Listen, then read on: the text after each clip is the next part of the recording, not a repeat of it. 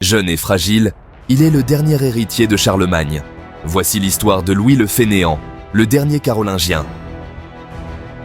Né en 967, Louis est l'unique fils de Lothaire, roi de Francie et d'Emma d'Italie.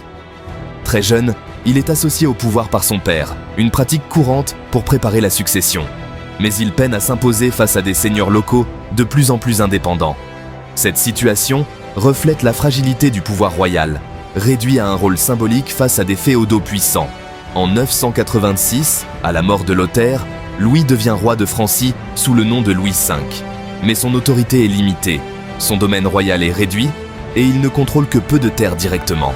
Son règne est marqué par des tensions avec les seigneurs, en particulier avec Hugues Capet, comte de Paris.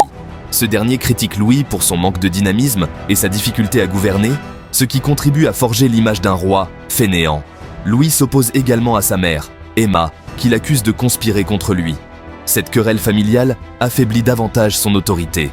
Le règne de Louis V s'achève brutalement en mai 987, après seulement 1 an et demi sur le trône. Il meurt à l'âge de 20 ans dans un accident de chasse, à la suite d'une chute de cheval. N'ayant pas d'enfant, sa mort laisse le trône sans héritier direct.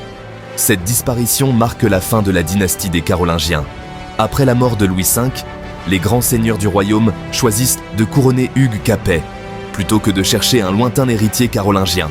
Ce choix marque le début de la dynastie capétienne, qui régnera sur la France pendant plus de 800 ans.